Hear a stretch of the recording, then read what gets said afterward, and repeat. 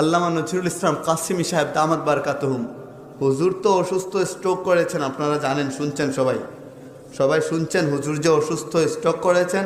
হুজুরের জন্য সকলে দিল খইলা দোয়া করবেন। হুজুরের রিং পড়ানো হয়েছে, ভিতরে রিং পড়ানো হয়েছে।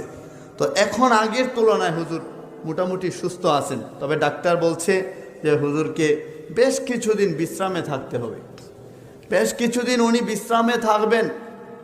আপনারা হুজুরের জন্য দোয়া করেন। কে যেন বলছিল ফেসবুকের মধ্যে, এই খারাপ একটা লেখা বলছিল, ওটা আমি বলতে পারবো না, হুজুর নাকি চলে গেছেন।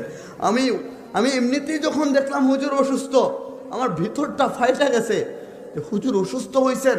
ওই হুজুরের সাথে গত পরশুদিন একই মাহফিলে পরাণগঞ্জ বাজারে, আপনাদের তো পরাণগঞ্জ বাজারের উদ্যোগে যে মাহফিলটা ছিল, ওখানে হুজুরের সাথে মাহফিল ছিল।